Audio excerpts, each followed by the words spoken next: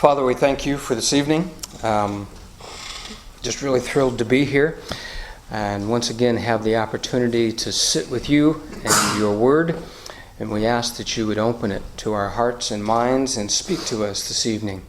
Reveal to us more of who you are and what you've done and your plans for us, mankind as a whole, as well as for us as individuals. Help us to find Jesus as we search the Scriptures and see him on every page. Open our hearts and minds that we may receive all that you have planned for us this evening. In Jesus' name, amen. Okay, so last week we covered chapter 6. I think we read all the way through it, and so I'm not going to recover that. We didn't go into much detail specifically about the ark and all that, but I'm going to just read through chapter 7.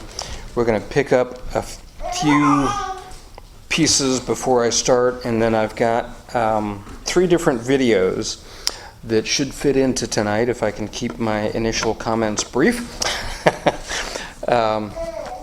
about the flood in general. So chapter 7 kind of reiterates enough of chapter 6 that we'll just catch everything up with that.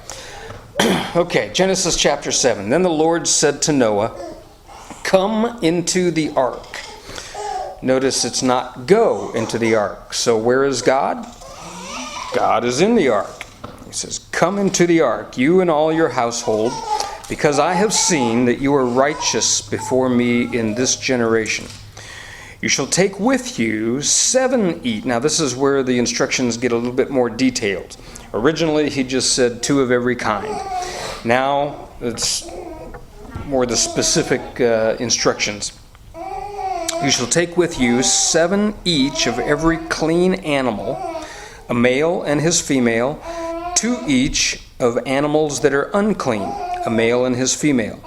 Also 7 each of birds of the air, male and female, to keep the species alive on the face of all the earth." After we could spend some time, we won't, talking about this idea of clean and unclean. This is the first time in the Bible that this idea shows up. Now it's explained in great detail in the next couple of books under Moses, but that's 1,000 years later when God really reveals all the details of the Mosaic law and the Levitical priesthood and the sacrifices and all that kind of stuff. But here, Noah apparently knows what he's talking about. And this goes back to what we mentioned all the way to the Garden of Eden, where God begins laying out this idea of sacrifices being symbolic of the Savior who is yet to come, ultimately always pointing us to Christ. But God is now ostensibly using knowledge that Noah already has. Now, again, he's not telling Noah to go out and get these animals. He's just saying you're going to take them with you on the ark. In other words, you're going to take this voyage together. We'll see in a little bit, as all this plays out, that Noah actually goes in first and the animals come in after him. So God's the one who's bringing the animals to Noah. This idea of Noah running around the creation with a butterfly net, trying to catch all these animals, trying to encourage a couple of T-Rexes to go into the ark, that's not the way it worked. So 2 of the unclean animals and 7 of the clean animals. Nobody knows for sure because we're not told, but we know that immediately after the flood is over and Noah comes out, the first thing he does is make a sacrifice. That's a pretty gutsy thing to do, considering you've got a very limited number of animals that have survived on the face of the earth. But that's almost certainly why there are 7 each of the clean animals, so that Noah can sacrifice them in obedience without fear of exterminating or genocide. No, it's not just making them extinct. I was trying to think if there's a verb for that. In extinctifying them, yeah.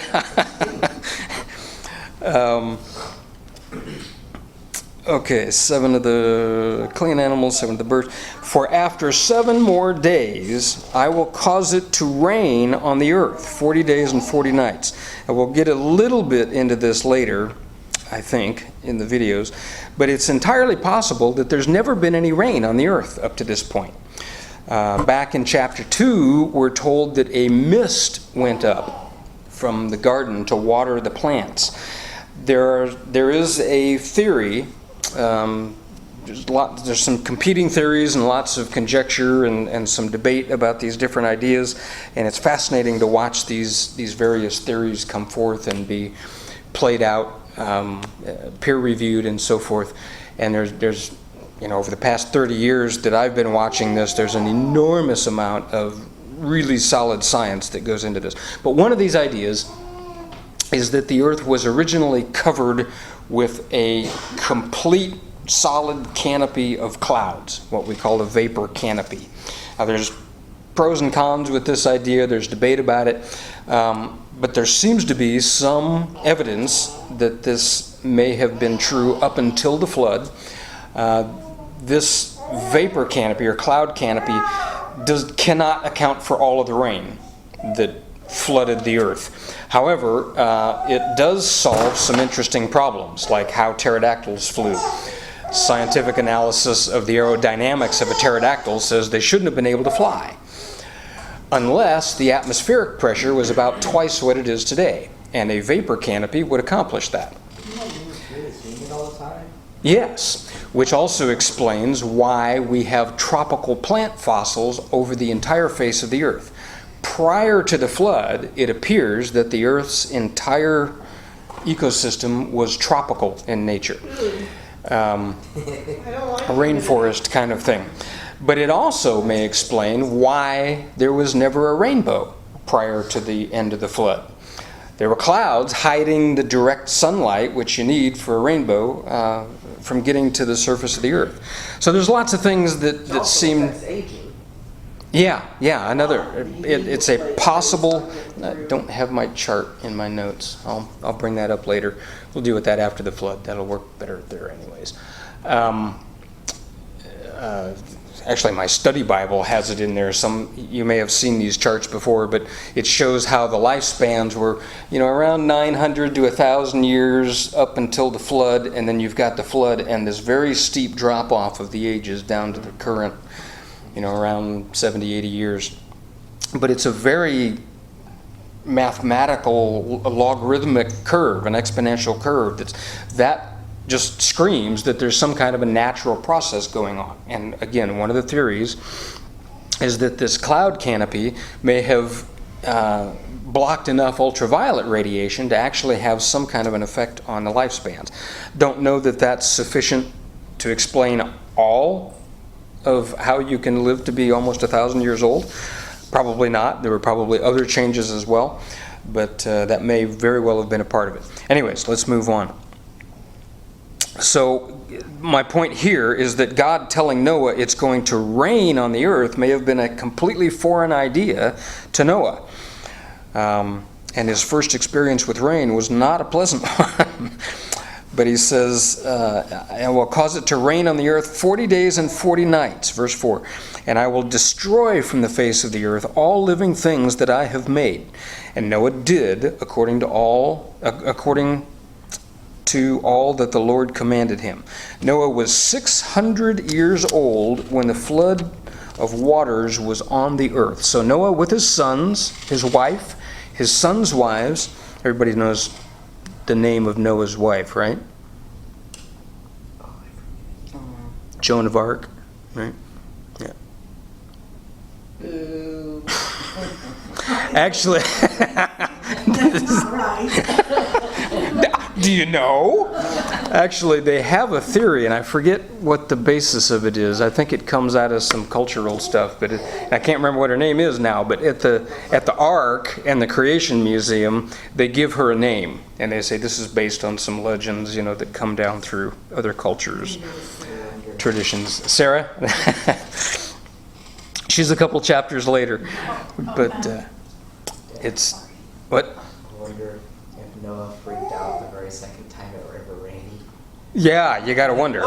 Well, and we'll actually deal with that in chapter 9 because it's important that God makes this covenant and seals it, in essence, with the rainbow. There's a lot of interesting stuff about that rainbow and what it means. I told you guys last week when I got home, there was this huge rainbow. Really? Huge, yeah, and I almost called, but I was like, oh, Linda, don't We call. saw that because Emily told us, Yeah, and we ran that's out at the end of the driveway. That's right. Yeah, we barely That's got right. We across did the- see She's it. like, guys, come out here. And we all went out and saw It was good. It was cool. I'd forgotten about that. There was another one on the 4th of July we saw. Yeah. But that promise from God that I will never again flood the earth, was critical. So yeah, there's an enormous amount of faith on Noah's part and his family to have obeyed, to have done what God said, and to have gotten through this. We can't begin to imagine the fear that they must have all wrestled with, a real opportunity to see how good your faith is during these days. Okay, where are we at? Noah, verse 7. Noah, his sons, his wife, his sons' wives went into the ark because of the waters of the flood, of clean beasts, of beasts that are unclean, of birds, and of everything that creeps on the earth. 2 by 2 they went in to the ark to Noah, male and female, as God had commanded Noah. And it came to pass after 7 days that the waters of the flood were on the earth. In the 600th year of Noah's life, in the 2nd month, on the 17th day of the month, on that day, all the fountains of the great deep were broken up, and the windows of heaven were opened. So I want to pause here for just a second. This idea.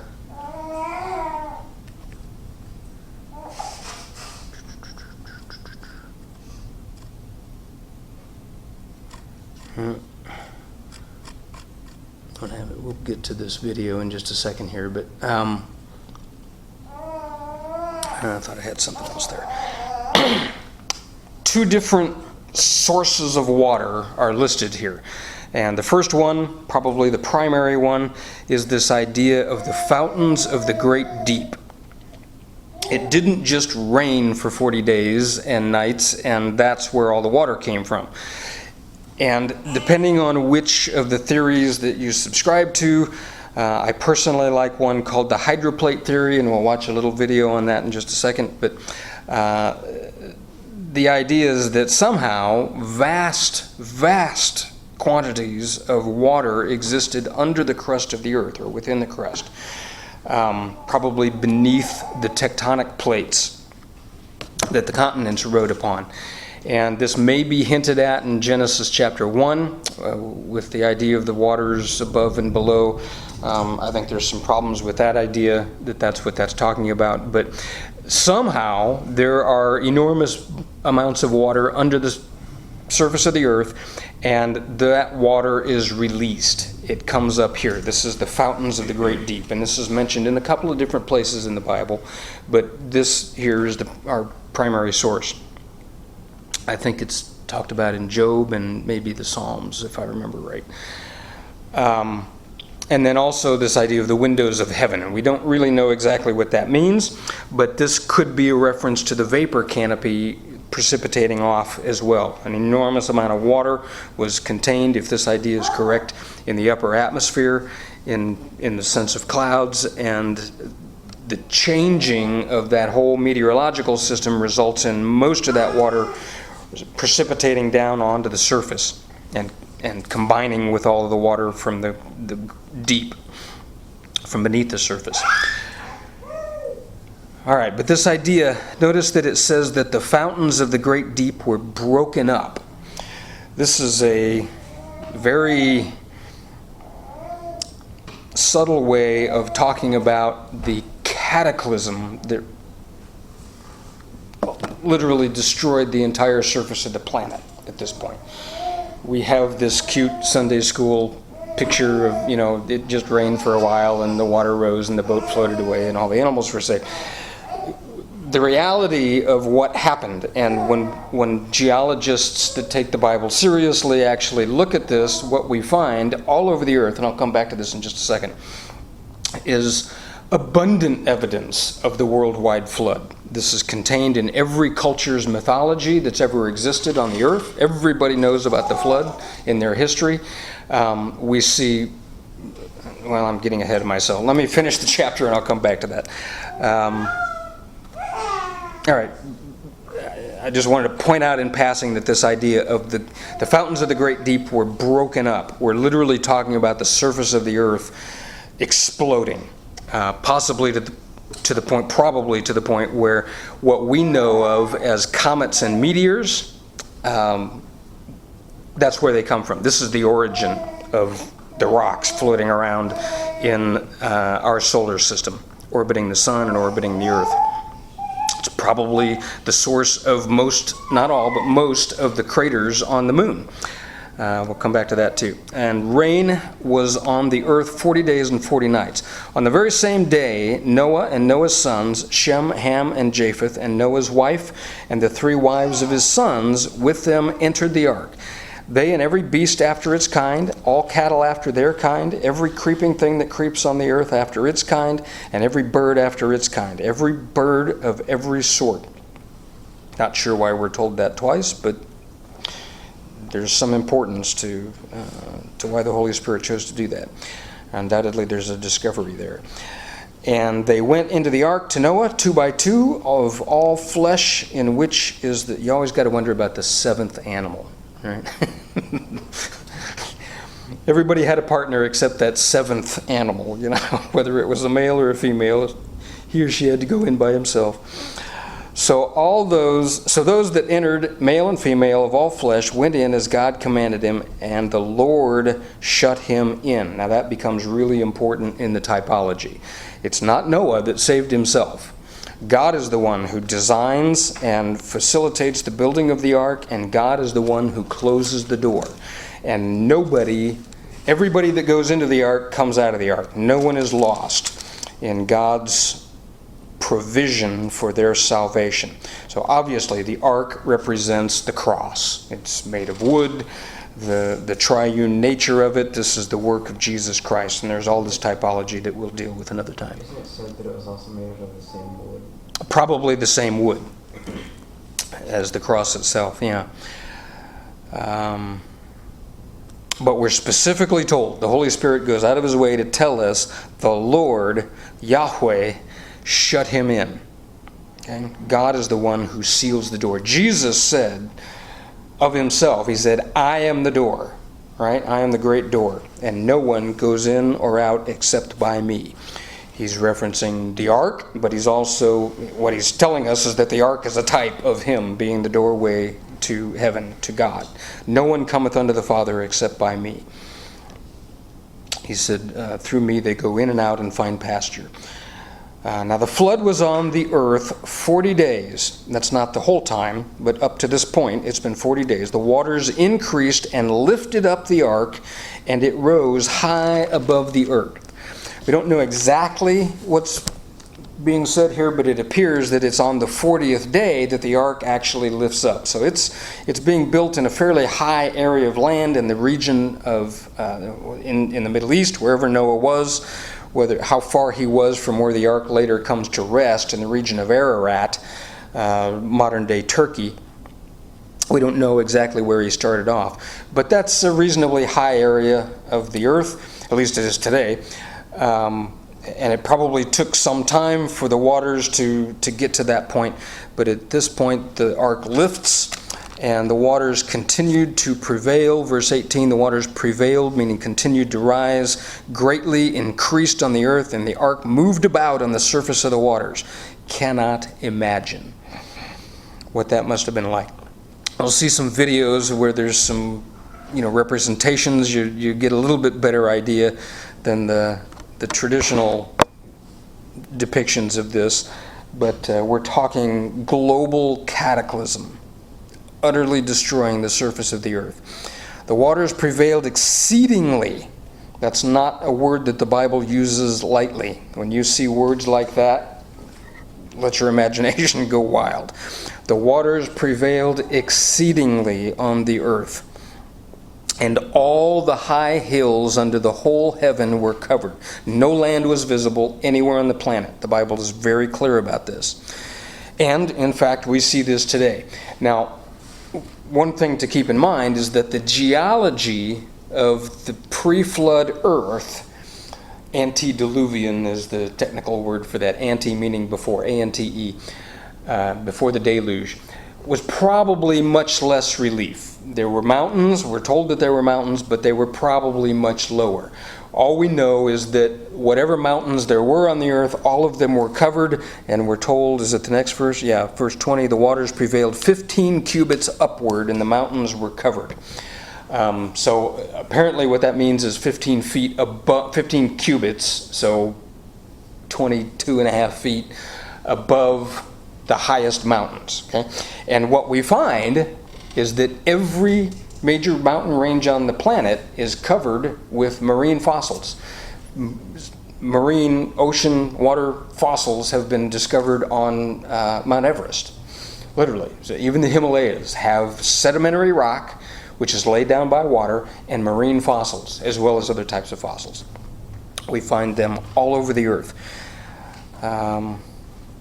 All right, that's the end of chapter 7, but I got to read my favorite verse. 8 verse 1. Then God remembered Noah. And I always have this vision of God going, oh, the boat! After 40 days or 100 days or whatever it's been, God remembered Noah. That's not what it means, obviously. I just like the way the King James rendered this, and continues further into the New King James and many of the other English translations.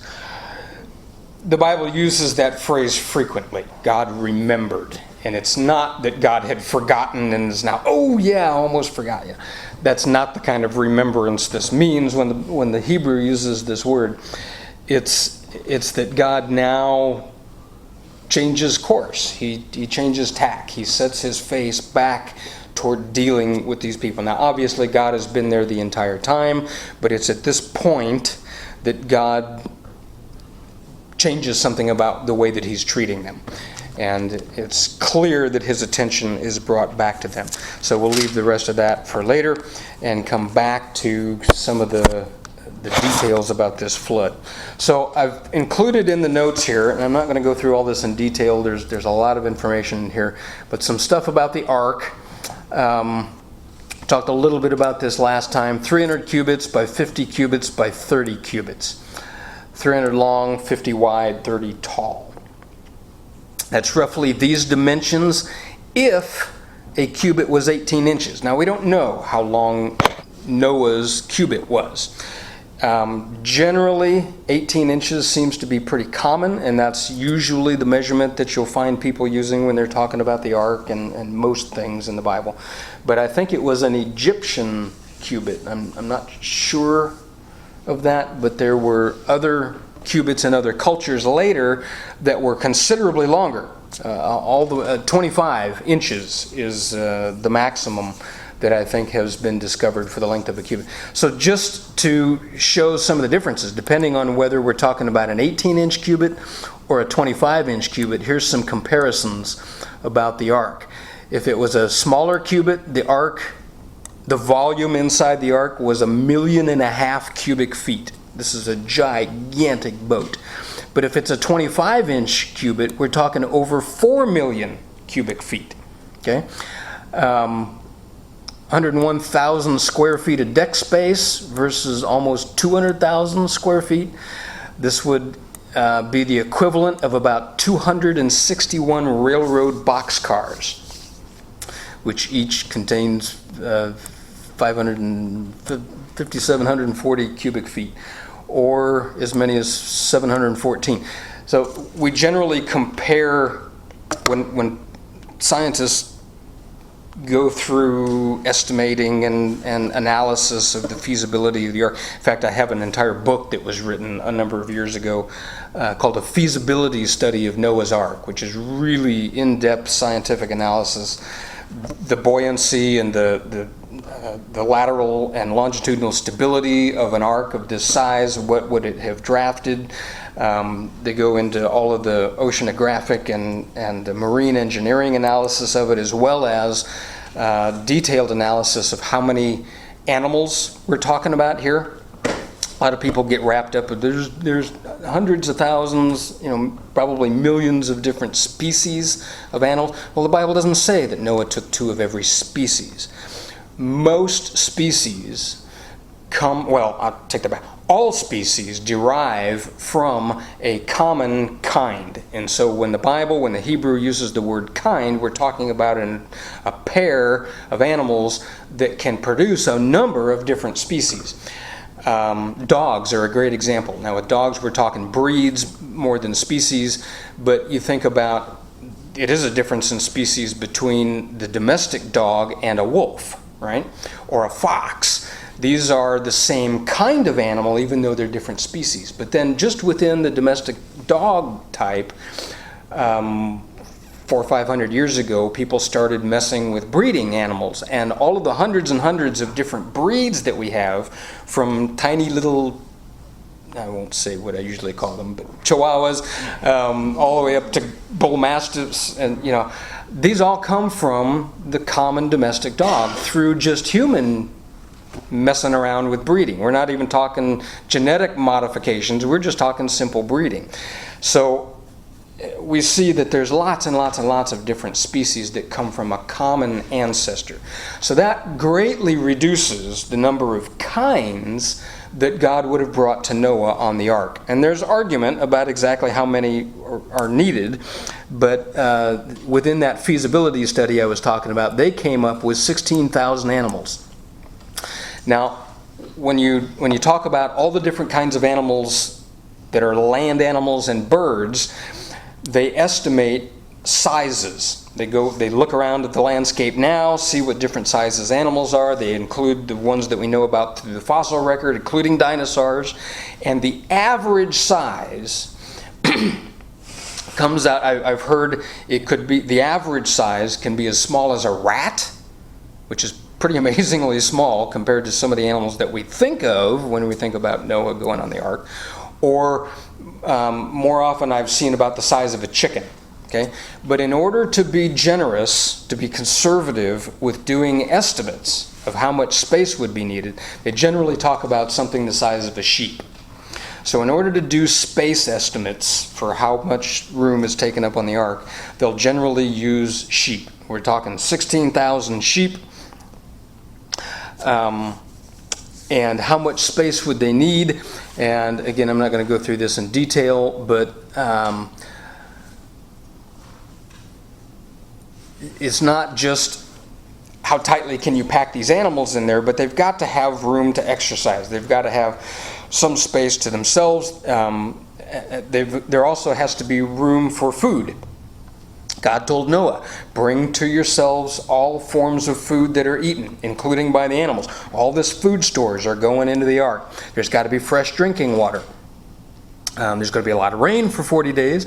And at the Creation Museum, they actually have speculated about the possibility that they would have had rainwater collection systems on the ark. Not difficult to imagine or to build at all. This particular estimate, 1,990 tons of dry feed were required, taking up anywhere from 4.5 to as much as 50% of the ark's deck space. Drinking water would take another 9.4% of the deck space, totaling about 73%. Other studies have left as much as 50%. And again, that goes back to how big is a cubit, how much deck space actually exists, right? So it could be as much as 50% of the ark was empty. People get all bent out of shape with this idea. There's no way Noah could squeeze all those animals on the ark. Well, not only all the animals, but also all of their food and all of their drinking water and whatever other supplies that they chose to take with them. Noah probably had libraries of information, and they do a great job of, it's all speculation, but suggesting ideas of all the different things, the technology, tools, building materials.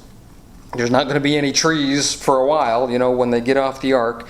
But nevertheless, even with all that stuff, there could have been as much as 50%. Half of the ark was empty. And so the real question is not how did Noah get it all in the ark, but why did God have him build it so big? And the answer is for all the people that refused to come. God had allowed that room. He made space for people, even knowing that they wouldn't come.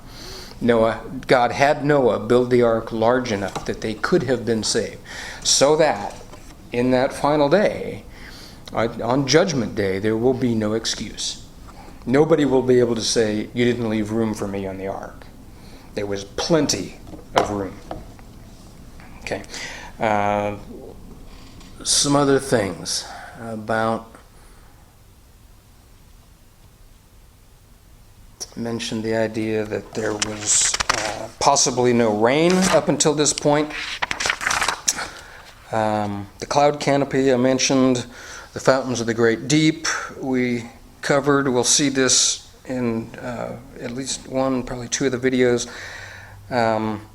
This idea of the subterranean water and the cataclysmic breaking up of the Earth's crust does a great job of explaining many formations on the Earth that classical geology really cannot explain. I was shocked to hear that the first time I heard creation scientists describe that, but when I went and investigated, even in my geology textbooks, it's not there. They don't know. They can't explain really where mountains come from or why they take the forms that they do. That nobody really has a good explanation for why the mid-oceanic ridge looks like it is. Do you guys know what I'm talking about with that? There's a giant one down the middle of the Atlantic Ocean. Let me do a quick, I think you'll see this in the video, but let me do a quick.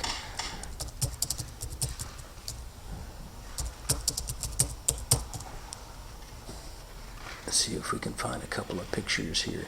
So down the center of the Atlantic Ocean, here, that's what I'm looking for. Here is a picture, if I can, I don't know if I can blow that up or not. Maybe.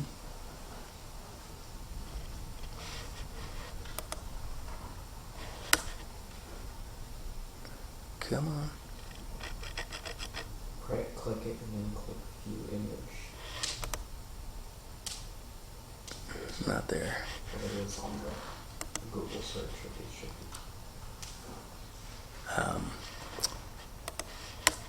Here. They're on the side. Sometimes it helps, sometimes it doesn't. Kind of get the idea. So this is a picture that's been done with radar and sonar topographic surveys over the whole planet. This is what the world would look like without water, okay, without the water in the oceans. And what you see is these giant cracks from almost to the North Pole, certainly up lateral to Greenland here, all the way down to one that circles, because this is stretched out flat, it's hard to see, but this basically circles Antarctica around the bottom part of the world. And then you've got other cracks that you can actually see, form other oceans within the world.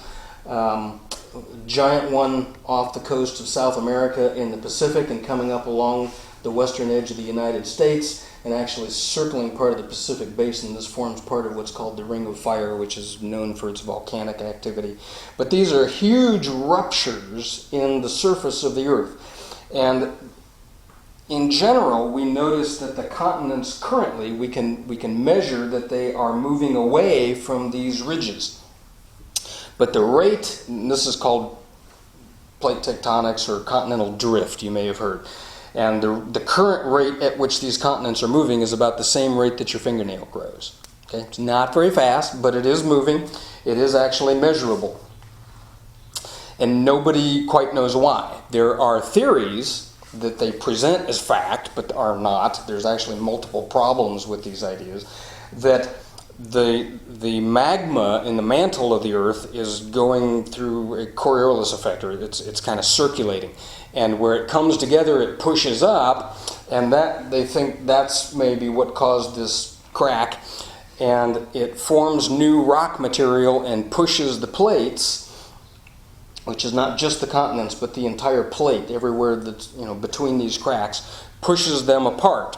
And then when it comes to the other side, they hit one another, and one of them folds down underneath. We call that subduction, and goes back and melts down into the magma. And so this is a continual process. That's the prevailing theory amongst evolutionary geologists that believe the Earth has been around for billions of years. There's numerous problems with that idea. I'm not going to spend the time to get into it here. But in essence, what we're up against is a fundamental difference in how we look at the evidence that we see left over from history. One of the problems that we have in science is that science can't work on history. You may have noticed, if you've taken junior high science, you've heard of the scientific method, right? And there's 5 or 7 steps to that scientific method as to what a scientist goes through when he or she wants to evaluate. They first observe data, and then they form a hypothesis about what may have caused this thing to be like it is, and then they go out and they basically try to disprove their hypothesis. But they do that through observation and testing and repetition and collecting data and analysis and then testing it against the theory and all this. That's the way the method works, right? The problem is, when you're dealing with an historic event, we can't observe that anymore. We don't know what caused these cracks to form in the first place, and we can't, at this point, go back in time and observe that. We can't test it. We can't repeat it. And you may remember, in order to form a hypothesis, there are about 5 different criteria that must be present in order to form a valid hypothesis. It has to be observable, repeatable, testable, falsifiable, and it has to be able to make predictions about the future in order to see that this is an ongoing type of a law. Remember hearing those things way back when about the scientific theory? Well, you can't do any of that on a historical event. So we've come up with something that we call forensic science, and nothing wrong with that, but we realize its limitations. We can only observe the leftover evidences that have come down to us today. We can look at that evidence and we can do tests on that and observe that with science. And so we can make we can make guesses, conjectures about what may have transpired in the past that caused these things to happen. And so when CSI goes and investigates a crime scene, they're trying to figure out what happened in history, but they can't observe that.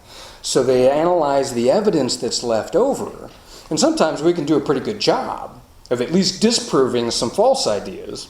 This bullet had this trajectory, and so it had to have been fired from that window, and we can do a pretty good job of analyzing that evidence. But ultimately, with some pieces of evidence that are a little less solid, in what they tell us, what we find is that frequently, especially when we're going back long periods of time in history, 2 different scientists can come at this with different worldviews, with different presuppositions, and analyze that evidence and come to vastly different conclusions. And one of the things that makes that difference, that profound difference in worldview, is whether we believe in something that's called catastrophism or uniformitarianism. And those words are reasonably self-explanatory. Do we look at the Grand Canyon, for example, and say, that little tiny Colorado River that's flowing through the bottom of that, if we gave it long enough, millions and millions of years, then that little river may have carved this entire canyon all by itself? Well, that presupposes that the same process went on for long, long periods of time undisturbed. That's what we call a uniformitarian view of looking at the evidence. And we presuppose that the Earth has been around for billions of years in order for these processes to have gone on in a uniform way for long, long periods of time. Or another scientist comes along and says, I don't think the Earth's been around that long, but I do know about some cataclysmic things that we have records of, culturally, historically, evidentially, in the fossil record, in the geological record, and a whole lot of water during a really short space of time could easily have carved that canyon. And in fact, we can observe the same things happening today. And one of the videos will go into some detail about this. We saw exactly the same thing happen when Mount St. Helens eroded. Many creation scientists refer to Mount St. Helens as God's gift to creation science because of the things that we saw happen, and we'll watch some of that. But anyways, the idea here is that these cracks in the Earth's surface weren't formed over long periods of time through gradual plate tectonics and creation and subduction and all this kind of thing, but rather this is the result of the fountains of the great deep being broken up.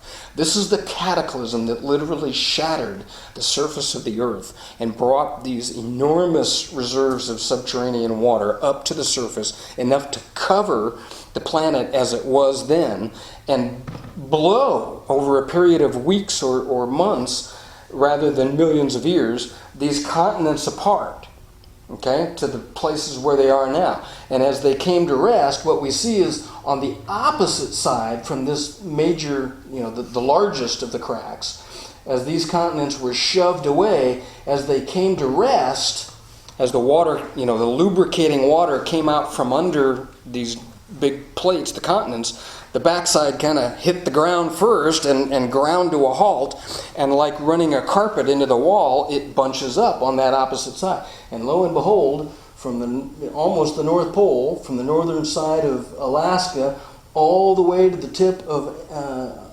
South America, we've got a mountain range right along the far side of that plate.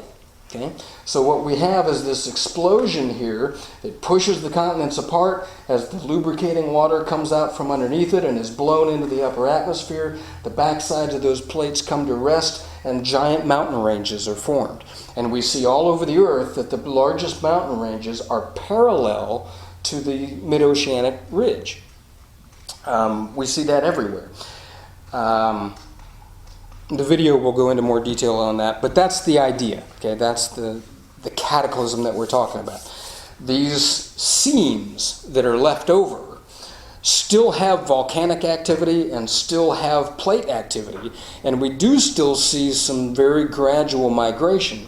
But the uniformitarian looks at that migration and says, "Oh, look, see how far apart the continents are now." And that's another thing I'd like to show here, if I can find a picture of it. You've probably seen this idea of what they call Pangea, which was a single continent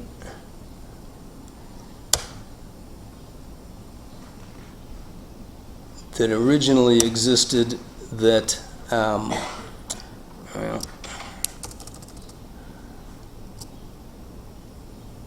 that then over 250 million years of gradual plate drift, all of these things moved apart to the place where they are now. The problem is the continents don't really fit together like this, not even close. If you study this, you very quickly realize that all of Central America is missing. South America has been rotated, which doesn't happen in continental drift, about 30 or 40 degrees. All of Asia is missing. And this one actually has Australia. That's usually missing. And this idea, if you ever watch a video of how this is supposed to have happened, India supposedly started off down here and magically drifted north and plugged itself into the backside of Eurasia up here. It's utter nonsense. It doesn't work at all. Rather, what does work very well, and there are some great pictures of these, but I don't have time to really go into it.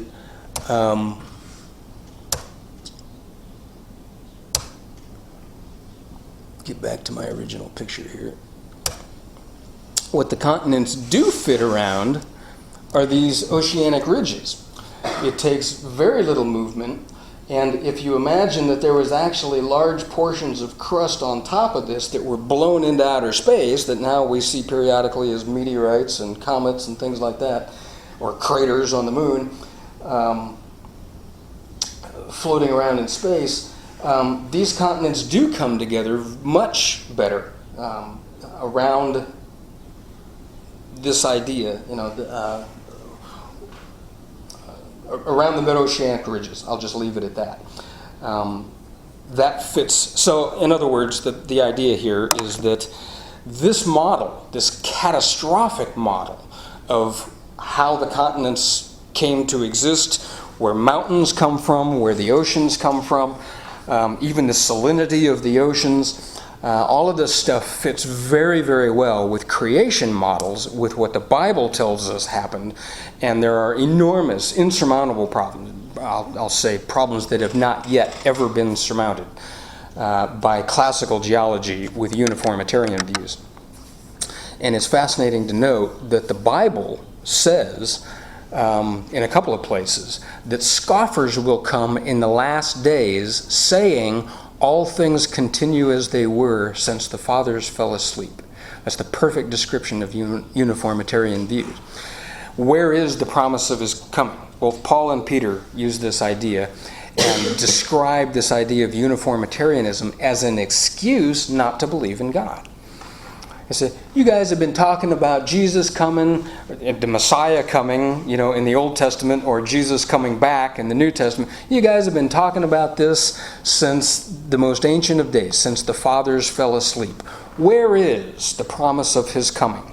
And they're saying that this scoffing and this use of saying, look how long it's been, he's not coming back, the use of that as an excuse is going to accelerate in the latter days. So it's really a great description of evolution and uniformitarian views of not only the age of the earth, but the processes on the earth. So with that, I'm going to stop, and we're going to play a couple of videos here. So this, sorry?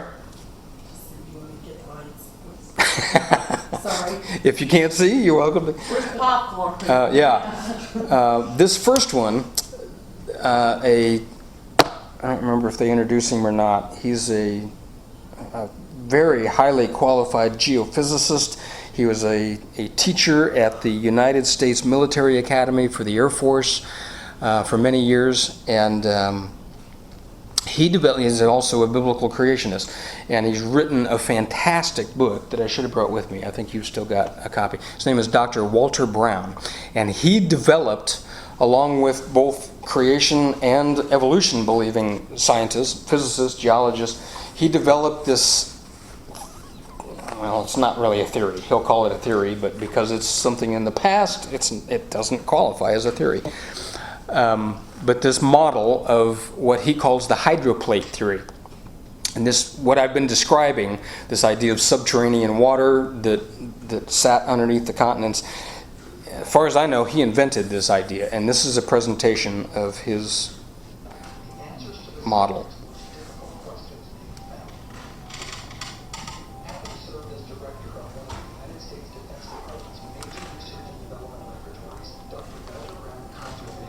List of credentials and credibility. You hear it?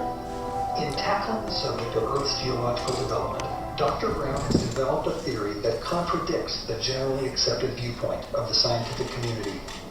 Profound and far-reaching, this respected scientist's hydroplate theory not only offers a completely new approach to the geological sciences, it succeeds where the prevailing theory often fails. It simply and logically explains some of the Earth's most profound mysteries. We can see on our planet 25 major features that can now be systematically explained as a consequence of the global flood that erupted from subterranean chambers with an energy release exceeding the explosion of 30 trillion hydrogen bombs. This theory shows us just how rapidly major mountains form.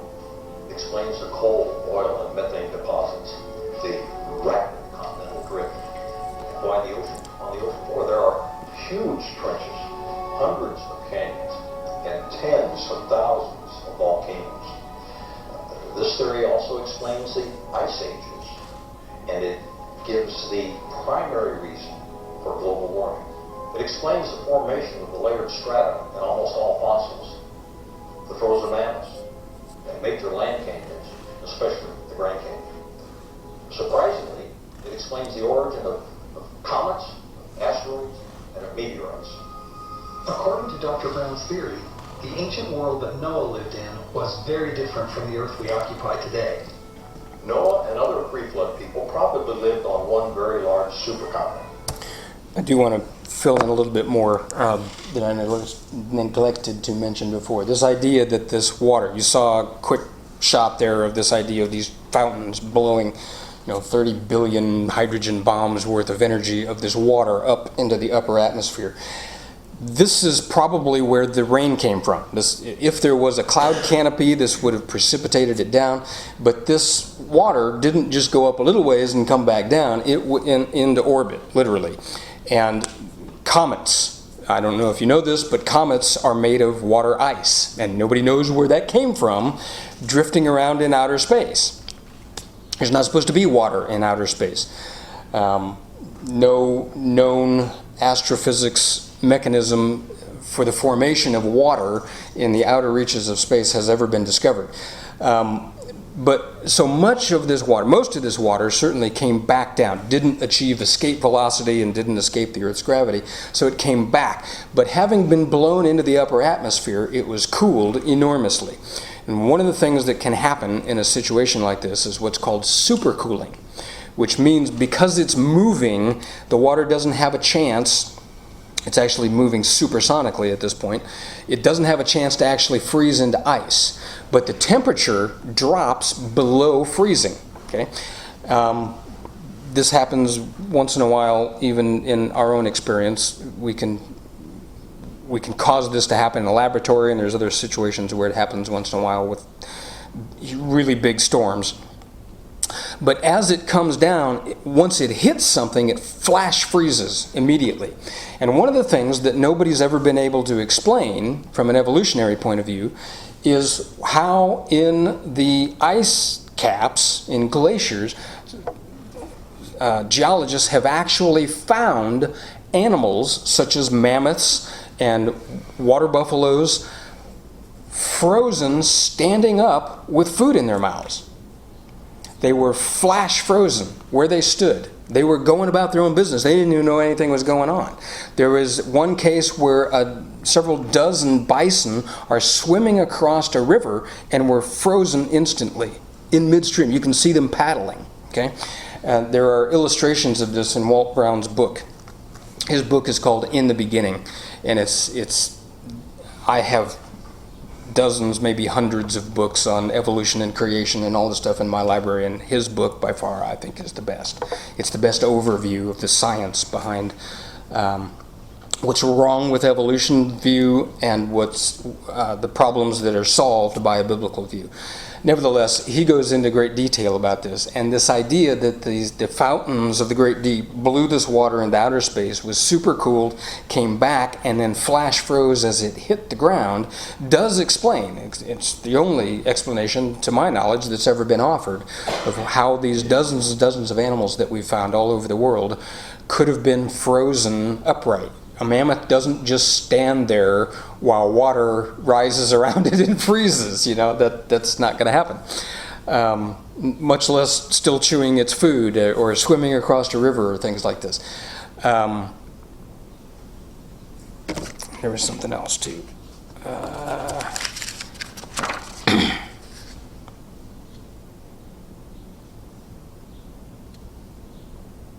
Do you remember what it is? We'll go on.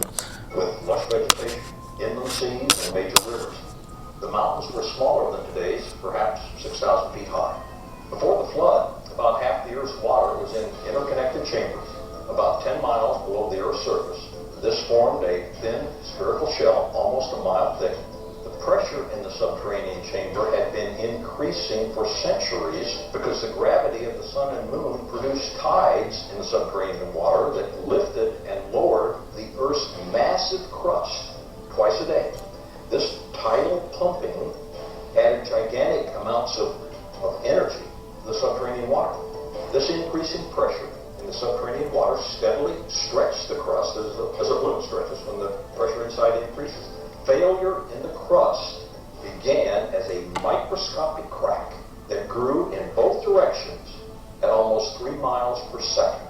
The crack, following the path of least resistance, encircled the globe in about 2 hours.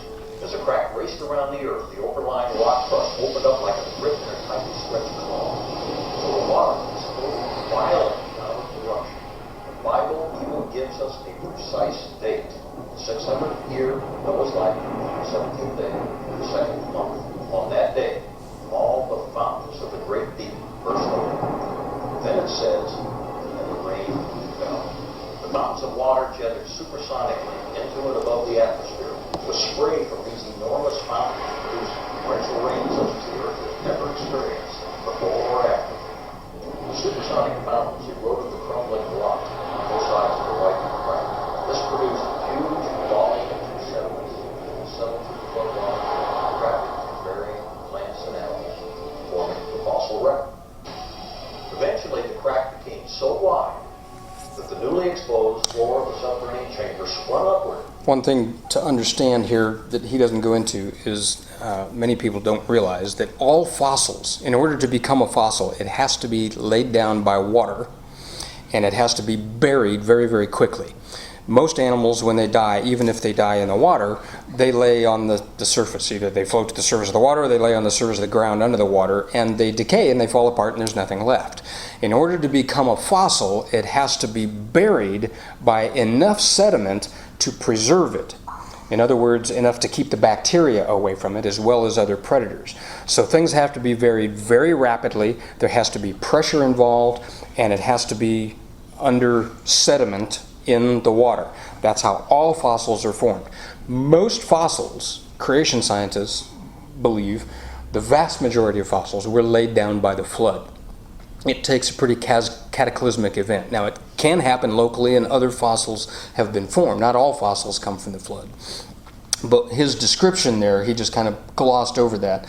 This idea of blowing enormous portions of pulverized surface of the earth, the crust of the earth, into space along with this water and then into the oceans, the cataclysm, the eroding away the surface of the land as well as blowing it up with these few billion atom bombs, this is what generates this enormous amount of sediment and then lays that down very rapidly on top of these animals. That's where the vast majority of the Earth's fossil record comes from. Giving birth to the mid-oceanic ridge that wraps around the Earth like the seam of a baseball. The continental plates, with lubricating water still beneath them, slid downhill away from the rising mid-Atlantic ridge. After the massive, slowly accelerating continental plates reached speeds of approximately 40 to 50 miles per hour, they ran into resistances. And like a runaway crashing train, they compressed, crushed, buckled, and thickened, rising out of the floodwaters. This is why the major mountains are generally parallel to the oceanic ridges from which they slid. Today's major mountains were all pushed up in hours. The hydroplates, in sliding away from the mid-Atlantic ridge, opened up very deep ocean basins into which the floodwaters retreated. This theory of a massive worldwide catastrophe in antiquity appears to support the biblical story of the deluge in every detail. But what other evidence exists to support this amazing theory? In 1970, I predicted that large pools of salt water would be found beneath major mountains. That prediction has been confirmed in several ways, by gravity studies, by seismic studies, and by electromagnetic studies. A paper published in the April 2001 issue of Science magazine announced the discovery of an electrically conductive layer under the Tibetan Plateau. The article suggested that such high conductivity at depths of approximately 10 miles could be achieved by a layer of aqueous fluids, some 1.6 kilometers thick and containing 10% brine. In other words, salt water. Just how big these subterranean layers of water will turn out to be, no one really knows. But the article points out that the conductivity is evident across the entire Tibetan Plateau. Recently, even more evidence to support Dr. Brown's theory became available. On March 22, 1998, a group of boys playing basketball in Monahans, Texas, narrowly missed being struck by a 3-pound meteorite that crashed to the ground 40 feet from where they were playing. The police were notified, and 48 hours later, NASA scientists cracked the meteorite open in a clean room laboratory. What they discovered inside stunned them all. The meteorites contained salt crystals and liquid water. The NASA scientists who investigated this meteorite believe it came from an asteroid. That's unlikely, because asteroids in the vacuum of space cannot sustain liquid water, which is required to make salt crystals. It's also too cold, and there's too little gravity. Earth is the only body in the solar system that can sustain liquid water on its surface. This demonstrates the enormous power of subterranean supercritical water mountains of the great deep that launch water and rock fragments into orbit around the sun. These rock fragments are still returning to the Earth as meteorites. Meteorites contain Earth-like material, including many types of living but dormant bacteria. This means that meteorites and their bacteria didn't originate in the vacuum of space. Meteorites are literally tiny chunks of the Earth itself returning home. Scientists are also scratching their heads over another recent discovery. On the Kola Peninsula in northern Russia, they have created the world's deepest hole, extending to a depth of 7.5 miles. At this depth, what they expected to find was a layer of basalt, Earth's most common type of volcanic rock. What they actually discovered was something entirely different. The hole didn't reach the basalt underlying the granite continents, but to everyone's surprise, they did reach hot, salty water flowing through crushed granite. Geologists are mystified, but the hydroplate theory provides a simple explanation. Did the springs of the Great Deep burst forth and flood the entire Earth, just as the Bible says? Dr. Brown's hydroplate theory offers us a plausible scientific explanation for how this may have happened. But is there something more important to this theory? Could it be yet another example of the supernatural engineering observed throughout the Bible? If we now know where the water of the Great Flood came from, the same water that was instrumental in forming the fossil record, then when the Great Flood receded, where did all the water go? The answer to that question not only bolsters the scientific theory that a worldwide flood actually took place, it also provides an alternative explanation for the formation of one of the world's greatest natural wonders.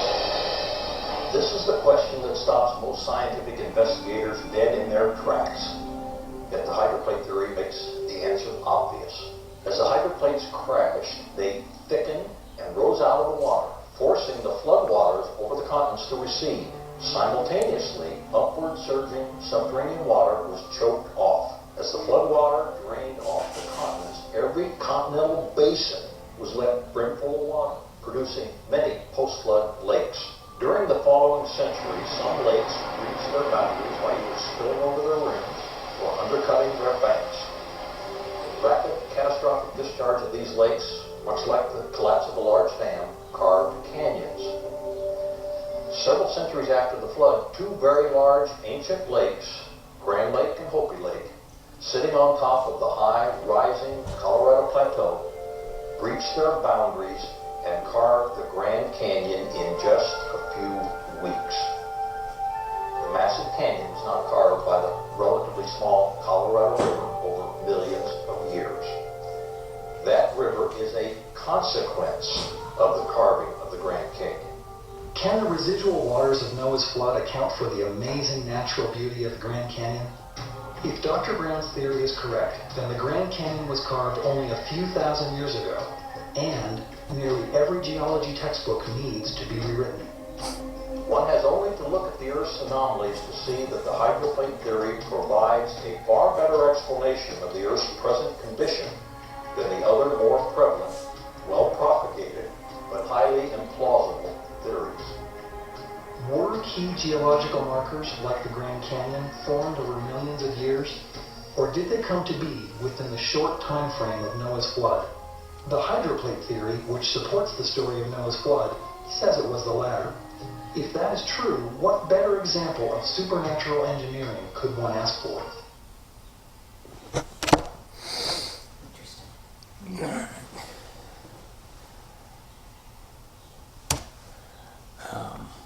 There's something about it also affecting Mars. Yeah. Nobody knows to this day how the canyons were formed on Mars. They appear really straightforward. They give all the same evidence because they look exactly like canyons that were carved out on the Earth by water. but that water doesn't exist anymore. So there's a lot of question about where did that water come from? How is it possible that that water was formed on Mars? Because Mars is about the same size as the moon. It's about a quarter the size of the Earth. So its gravity is much less, has a lot more difficulty holding on to elements that are needed for water and the water itself. There is a theory that was proposed a number of years ago by a NASA scientist and a mathematician. I can't remember what the third guy's profession was. Patton, Steinhauer, and Hatch wrote a book called Catastrophism in the Old Testament. And in it they propose a theory that Mars used to be in a very different and elliptical orbit, and its orbit intersected the orbit of the Earth. And there were in Earth's history, there were a number of very close pass-bys between the planet Earth and the planet Mars. And they figured out, using NASA computer modeling of the orbits of these planets, same models that are used to figure out how to, send a spaceship to Mars or Jupiter, how the mechanics would have worked between these two orbits. And it turns out that the times in history when these pass-bys would have occurred, there were recorded natural disasters that took place on the Earth that would have certainly have occurred because of the gravity of Mars when it came so close to the Earth. There were very near misses on a number of occasions. And one of those was also the long day of Joshua, where Joshua prays to God for the earth to stand still so that they can continue the battle. And we're told that the sun and the moon both stood still in the sky for about a day, and Joshua went on to win the battle. Well, the timing of that event was exactly the same as the timing of one of these Mars near pass-bys. So it's speculated that the gravitational interaction between Mars and the Earth actually wobbled the Earth during that. There's other recorded events both in the Bible and in secular history about this. But anyways, the point is, if Mars was that close during this explosion, the breaking up of the fountains, the Great Deep, could easily have transferred an enormous amount of water onto the planet Mars, enough to carve off those canyons, but then because of its lower gravity, the water would have evaporated away out of the atmosphere. It's somewhere in my notes I have the details. It was very recently, 2009, huge amounts of water were found in the deepest craters on the moon and shocked NASA and the world. There's not supposed to be any water on the moon. If the moon is billions of years old, even millions of years old, even a few million, that water would have sublimated, meaning turned into gas and basically evaporated. It's frozen water. The moon's a pretty cold place, but that frozen water would sublimate, we were talking about this the other couple of weeks ago, I think. Sublimation is when ice turns directly into gas without going through water first. Usually it melts into liquid phase and then the liquid evaporates into gas. Dry ice does this all the time, never turns into liquid. It's one of the few substances that always sublimates. But you'll notice in your freezer that water will sublimate also. Your ice cube trays, if you leave them in there long enough, they get less and less and less. It turns into gas and evaporates without turning into water. That's what would have happened to this frozen water in the moon's craters. Now, if it was exposed to sunlight, it would have happened very quickly. But on the north and south hemispheres, where the sunlight doesn't get directly to it, deep in these craters where it's permanently in shadow, they found frozen lakes of water in there. Where did that come from? There's no known explanation for how water could have formed on the moon. But nobody really knows where all the craters came from either. There aren't nearly enough meteorites floating around the solar system to create all these craters. And in 1961, I think, when we sent the first probe around the backside of the moon, preparation for the moon missions and the Apollo missions, they were shocked to discover that there's not nearly as many craters on the backside of the moon. There are some, but not nearly as many as are on the front side. And so it highlights this idea that we're not talking about uniformitarian processes where over millions of years, every once in a while, a random meteorite hits the moon and forms a crater. Rather, something catastrophic happened that peppered the front side of the moon. Some of it went around, and the moon's gravity drew it into the backside. And so there's, and it continues to happen today. We can observe it, but not nearly to the extent that must have taken place, and cataclysmically so, to have formed the craters that we see on the moon and the other planets as well.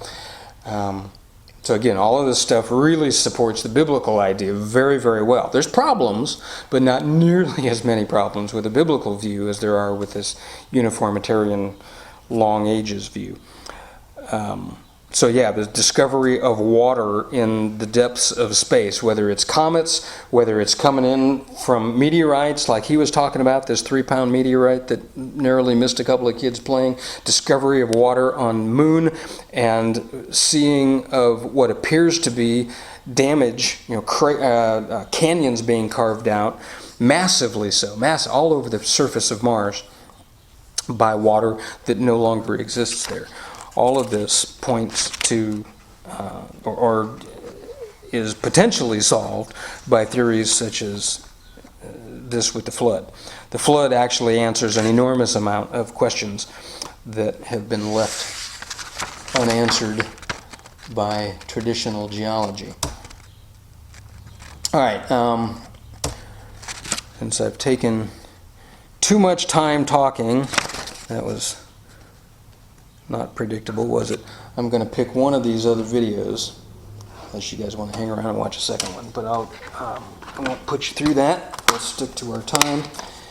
I'm going to pick the one about Noah's Ark. So this was recently put out by Answers in Genesis after the Ark project, and it's about the possible design and features and engineering behind Noah's Ark.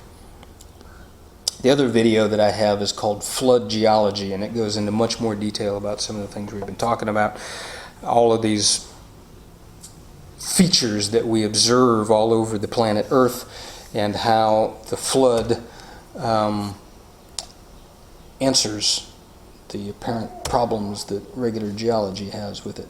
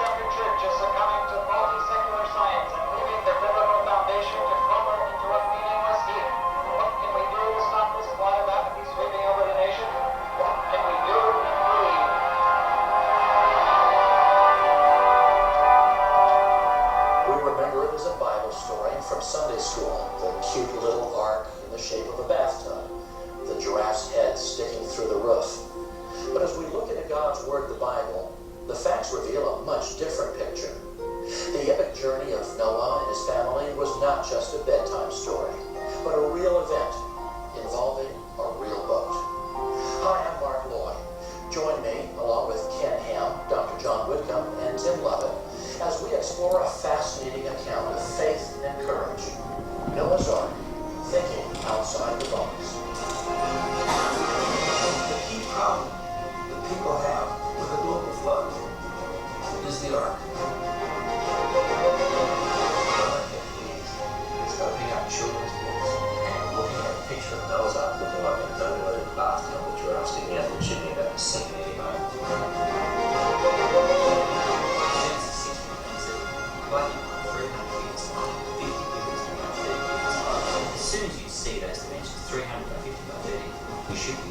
realizing that that's very authentic.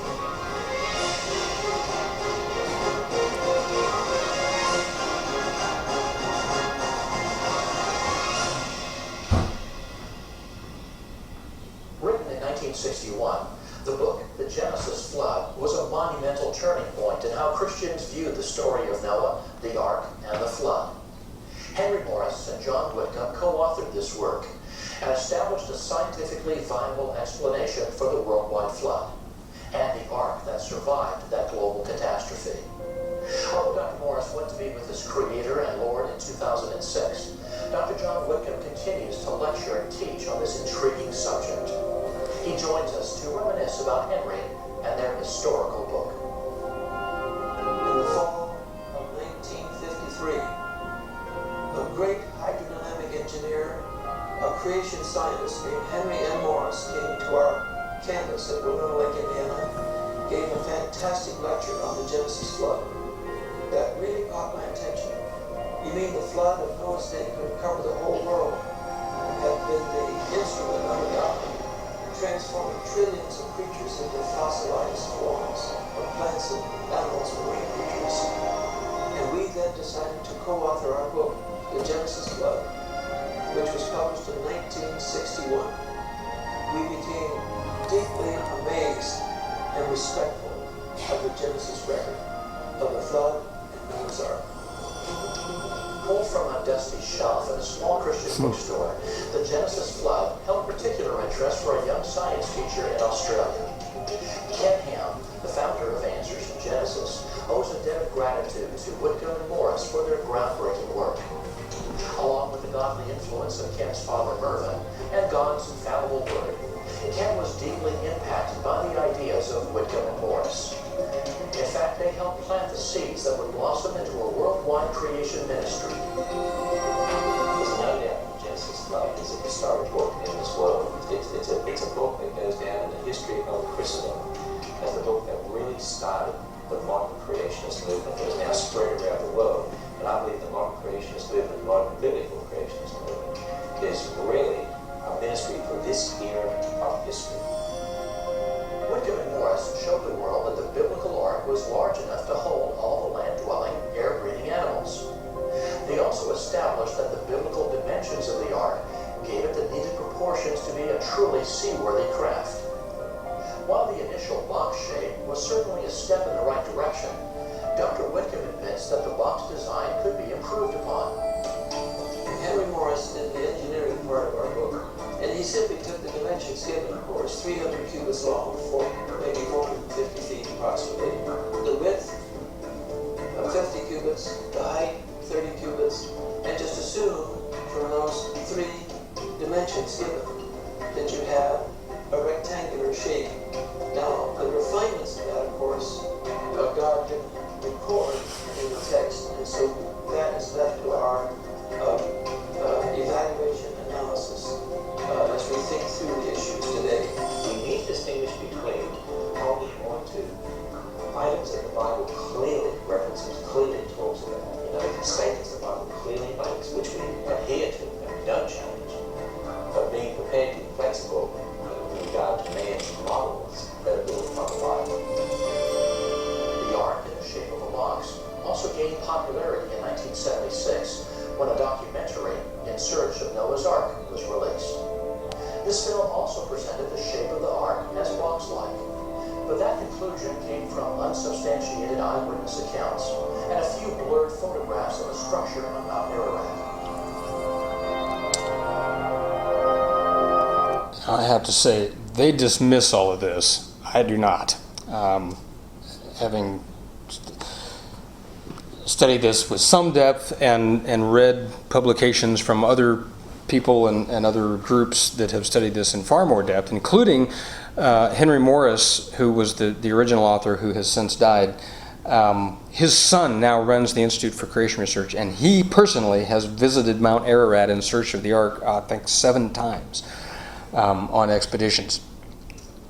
I happen to believe, maybe wrong, it's just my belief after looking at the stuff myself, that there's some very credible evidence about sightings There are Russian photographs, there are eyewitness accounts, there are drawings, there are scientific surveys that have been done, there are satellite photographs. All seem to indicate that there have been at least glimpses of the Ark in the mountains of the region of Ararat. Answers in Genesis kind of dismisses all of that, and I think unjustly so, but I love how they don't limit themselves, and the whole point of this video is thinking outside the box about what the Ark might have been like, knowing the basics of what dimensions and details that the Bible does give us. What else might Noah have been able to do? What technology might have been available to them? What are the possibilities? And that's kind of the point of this. But personally, I think there's a little more credibility to some of the sightings of the Ark. It's important to understand that there's no solid evidence to support the claim that Noah This was drawn by, see these two guys right there? I don't know if you saw it, but a boy was taken to the Ark by his uncle and crawled around inside of it and wrote an account of that. And that artist rendering was drawn after talking to him directly. You don't have to find a piece of the Ark to believe that it was there. Somewhere buried deep in those mountains. And if and when someday God shows it to us, we'll say, Lord, we're amazed because the design of that gigantic thing that you put people into and air-breathing animals into is exactly what was needed for the catastrophism through which it passed to deliver alive our human ancestors from whom all of us have since descended. Noah and his wife, along with Shem, Ham, and Japheth, and their wives, departed the Ark and entered a whole new world. Imagine the exciting stories they passed down to their children and the generations that followed. Distorted by repeated storytelling, these accounts found around the world have fallen into the category of ancient myths and legends. Although they're only shadows of the actual event, the bits of truth they do contain coincide dramatically with the real story. I remember one of the first times I went to the Brisbane Museum in the city of Brisbane in Australia, and I saw this interesting series of books about Aboriginal myths and legends. Some of the Australian Aborigines, their Dreamtime legends, and what handed down. And so I bought the books and I started to read them. And as I read them, I was naive because I thought I was reading Genesis 1 to 11. I mean, it was a little different, but there was a story there about a global flood, a man who built a boat, 3 sons on the boat, and so on, the rainbow at the end of the flood. And the reason that you see so many different legends and different cultures around the world, even going back to the Babylonians, that sound just like Genesis 1 to 11. It's because they have a basis in truth. The story of Noah's Ark, written before Genesis was written by the Babylonians. The Gilgamesh epic, which has been discovered in cuneiform tablets, tells us that the Ark was built in 7 days by Utnapishtim and was a cube 180 cubits on each side. There's a contradiction when you claim that the Bible got its story, the source of the story for Noah's Ark comes from these other legends, because these other legends have got lots of mistakes in them. They say silly things like they're making a ship which is a cube, and other mistakes which are quite obvious. The proportions in the Bible are very realistic, so realistic that those proportions have to match what we can't ship. We wouldn't expect that if that was a made-up story. We wouldn't expect them to accidentally come across 350 or 30 cubits as the proportion of this imaginary vessel. For example, when they make cargo ships, 50 by 30 would be just a typical proportion you see in the cross-section of a cargo ship. Gives you about the right stability, not too much, not too little. In fact, those proportions are so good that one of the naval architects that I've been working with, he actually realised that Genesis was literal because of those proportions in Genesis 6:15. The Bible is quite specific on the Ark's dimensions, but it doesn't go into detail regarding its shape. The only possible allusion to the Ark's shape in the Bible would be the Hebrew word teva. Some have claimed that the definition of this word is box, but that's not necessarily true. The word for ark in the Bible is teva, which nobody knows what it means. Teva only appears twice in the Bible. It appears for Noah's teva, and also there's the teva for Moses' baby basket. In the Hebrew vocabulary, as in any language, precisely understood, the more often it's used in different contexts. But when it's only mentioned a couple of times like that, we have a God anointed and approved imagination to fill in the details that are not given by the understanding of the exact word itself. Well, it doesn't necessarily mean box, because Moses' baby basket was just a little basket. Tim Levitt, a mechanical engineer and supervisor of the Ark exhibit at the Creation Museum near Cincinnati, began his quest to come up with a possible description of an Ark design that would complement Noah's shipbuilding abilities. What was the technology like at that time before the flood? Well, there are a couple of things. Well, first of all, the long lifespans. If a person lives for centuries, they're going to be very competent. They're going to be great at a lot of different things. Also, they're very healthy. To live that long, it implies that you're a very healthy person, good concentration, healthy body, etc. So you're very capable and able to output a lot of work. The Bible makes it absolutely clear that the first people on this earth were the most brilliant people. Technology, of course, had not increased to the extent it has today, but the intrinsic brilliance of man is such that even Tubal-Cain, long before the flood, was an inventor of every cutting instrument of brass and iron. We would expect that the technology was probably a similar level to ancient Egypt, ancient Greece, China, for example, and perhaps similar to the pre-industrial revolution in Europe.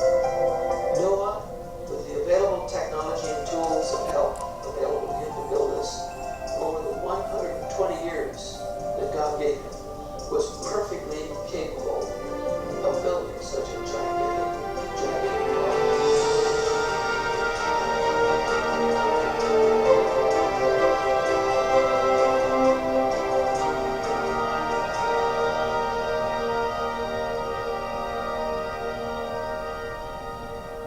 Working with two naval architects on the other side of the world, Tim quickly discovered that the familiar box shape would not fare so well at sea. The flat sides and bottom would give the passengers a very rough and even dangerous ride. Tim built several 6-foot models for some open water testing. One of his models was built to the specifications of a PhD naval architect. The model turned and aligned with the wind, in contrast to the box-like boat that rocked sideways on the waves. He took this discovery and applied it to his proposed model of the Ark. Was this a logical model based on information given in the book of Genesis? First question, what were the conditions like for Noah's Ark? Was it dead calm, or were there waves, wind, etc.? Well, there's a number of clues in the Bible. The first clue is that Noah had to build something that looked like a ship. It wasn't just any old shape, it looks very ship-like. That 300 by 50 by 30, that's a big clue. That looks like a ship. So we're expecting the water to act pretty normal. It's like the ocean, because we're building something that looks like a ship. There's other clues as well. For example, in Genesis 8:1, God sent wind, and wind created fire. The Bible doesn't specify a wind-catching feature on the ark, but it does tell you a relatively long hull, and that is not exactly what you expect. If you were just designing a vessel to float on water, you wouldn't make it so long. It takes more work to build it long, it takes more wood, and it's more of a danger as it crosses over the waves that it could break. What makes the most sense is the vessel was built for comfort as well as strength and capacity and sinking. So you have to balance all these factors together. In order to make it comfortable, you want that ark to be running through the waves, not side onto the waves, which you would fall into naturally. There's a number of ways to do that. All you need is any sort of wind obstruction on one end. It could be a sail, could be a building, could be a wooden fin. But I wanted something which was low maintenance. I didn't want sails that had to look after that. So we just built a wooden fin to catch the wind on one end. And at the other end, I wanted something that would catch in the water. And the usual way to do that is to put a thing called a skeg, which acts like a rudder at the back of a ship. Once Tim had completed his Ark model, he noticed a remarkable resemblance to ancient ship designs. What I ended up with was something that looked familiar. It looked a little bit like the designs of ancient ships, such as the Greek triremes, and more ancient ships. What I noticed on the ancient designs is they had high stems. A lot of the very ancient ones had high stems on one end and an extended, mysterious appendage on the other. Were the features in these ships leftover technology from Noah's Ark itself? We can't say for sure, but it's possible that the storm weathering design that Tim developed for his Ark is seen on some of the earliest ships. Historians who've been studying ships have found these appendages at the back of ships. Now, some people have thought that they were prototypes of the Greek ramming bow, but this is at the back, not the front. This stern appendage is called a mystery, if you don't know what it's for.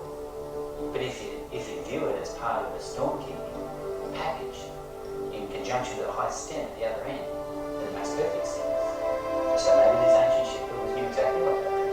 Or maybe they were just copying features from Noah's Ark, which they had seen their fathers, grandfathers.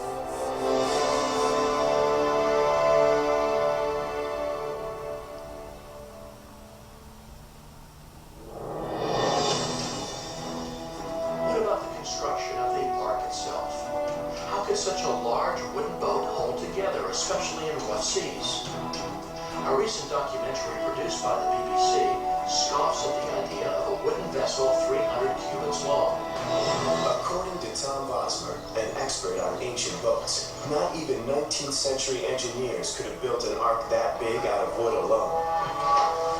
Even 19th century boats had steel frames inside wooden frames. The problem with a 450-foot boat made of wood is that the wood as a material cannot maintain the shape of the boat. And the boat would start to distort at sea, the seams would open up, and it would sink. It's a safe bet that a wooden ark that size would have sprung hundreds of leaks along the length of its huge hull and sank like a stone.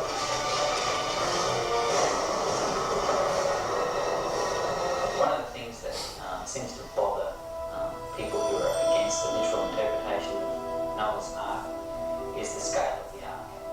One of the things that they say is you can't build a wooden ship that big. In the same breath, they would usually pick some ships from 100 years ago, maybe the 18th, 19th century sailing vessels, and say, well, they had trouble getting boats longer than 330 feet or so therefore it's impossible for ancient people to build Noah's Ark. An ingenious construction method seen in ancient shipbuilding that used edge-jointed planking puts the BBC's faulty claims to rest.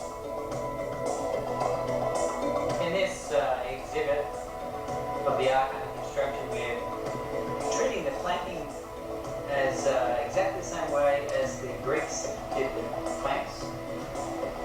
When Greeks built their ships, the large ships they used to use multiple layers of planking, and it had a special trick where they had joints in between each plank.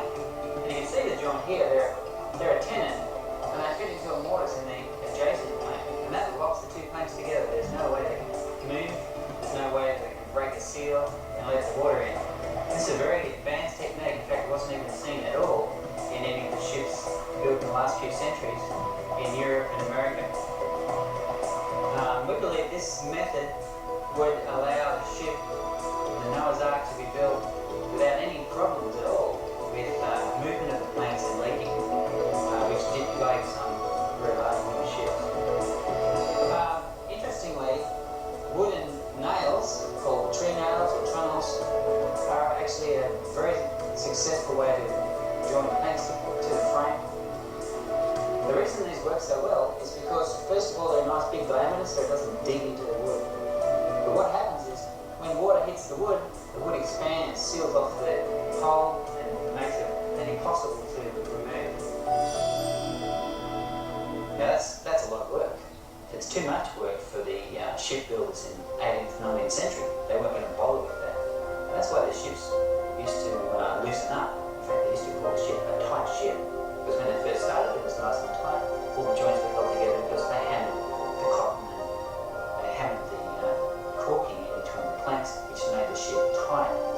But after a while, it became, well, a loose ship.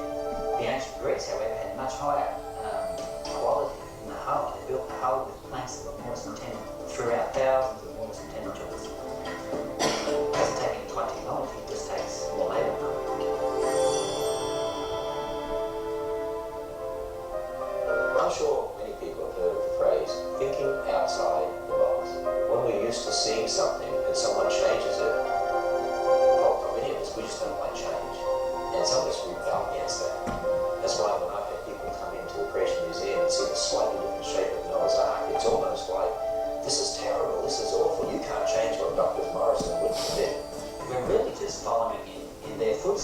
developing new ideas based on more information as we research Noah's Ark as a real vessel in real history.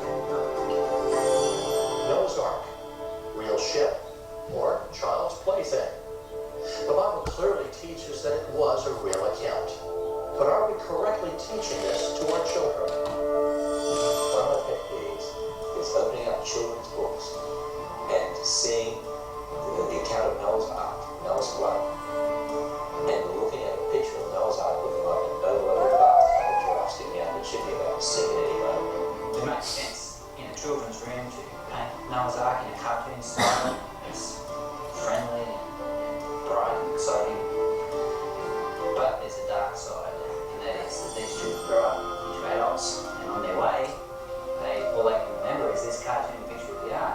What happens today is whole generations are growing up in the church and they still look on what they're taught from the Bible is just a book of stories. Because when they go to public schools, the majority do go to public schools, even from the church, they're taught about dinosaurs, they're taught about fossils, and they're taught about the Grand Canyon, and they sort of get the idea, oh, what you're taught at school, that's real. But in church, we learn about these Bible stories. And one of these Bible stories is about Noah's Ark. And it was a cute little ark, and a cute little ark, and so on. We need to teach children that Noah's Ark was a real boat, just as the Bible describes.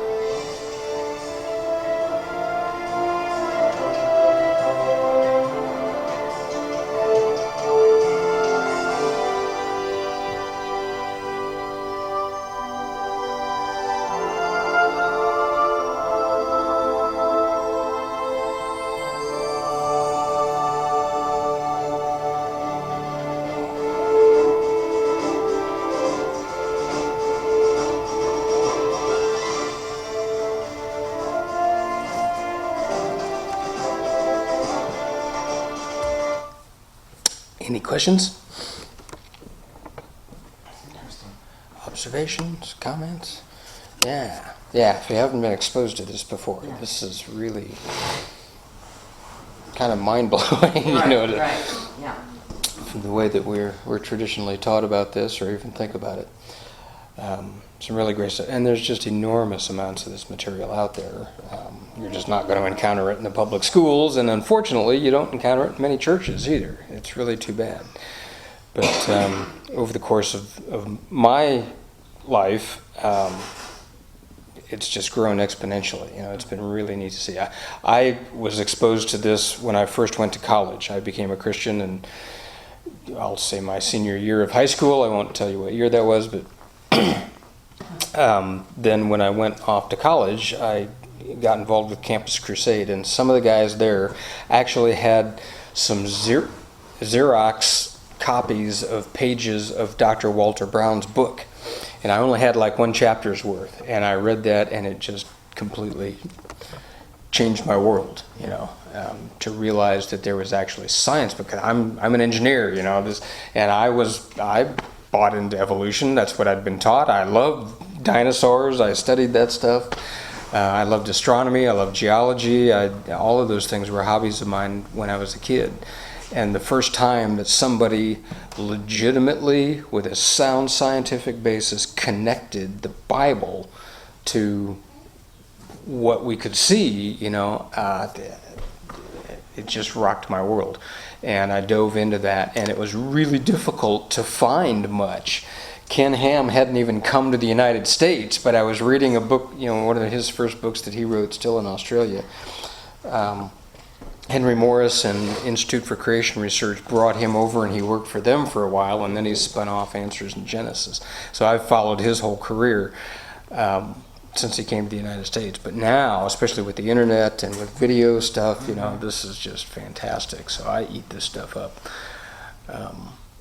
It's very easy to find good information. There's plenty of garbage out there. That's grown exponentially too, and the naysayers and the skeptics and all this stuff. But there are half a dozen or so really big, really good, and dozens more, not so big, organizations that specialize in this creation science. But among the big ones, they have gigantic research institutes. They do full-blown scientific analysis. We're talking about radiometric dating and really cutting-edge physics type things.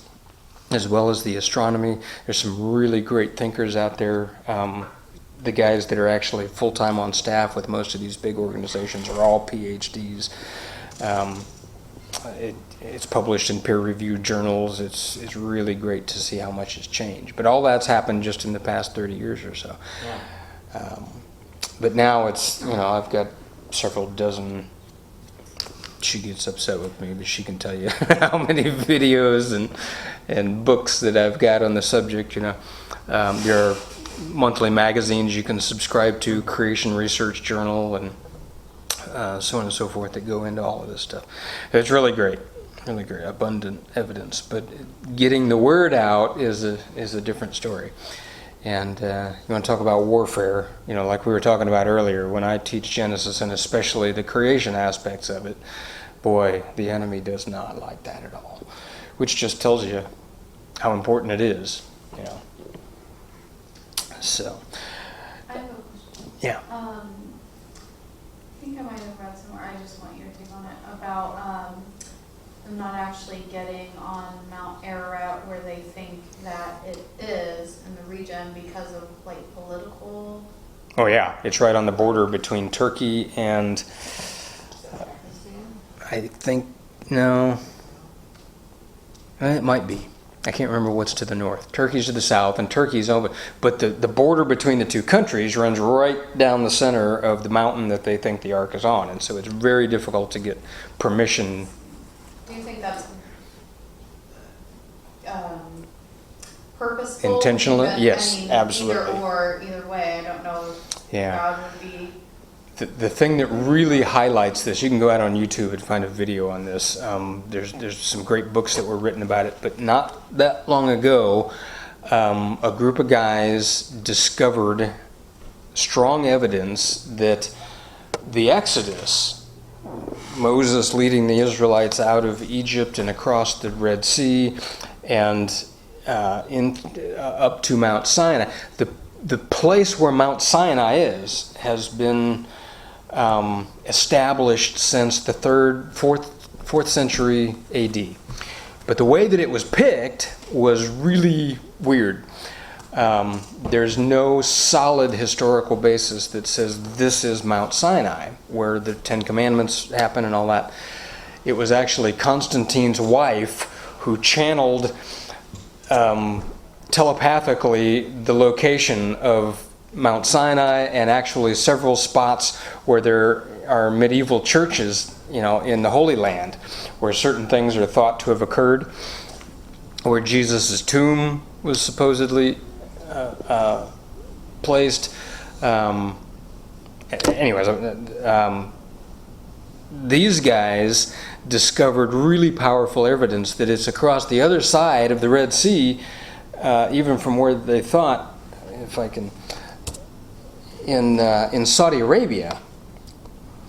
And they wrote a book about this, but they found not only a mountain that had the top of it burned,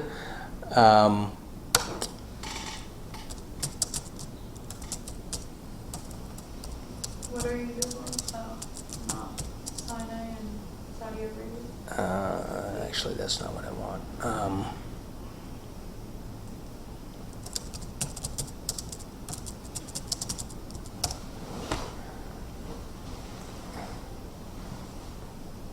You can sort of see it here.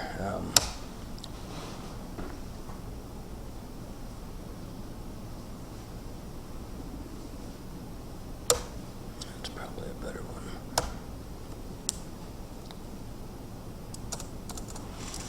So traditionally,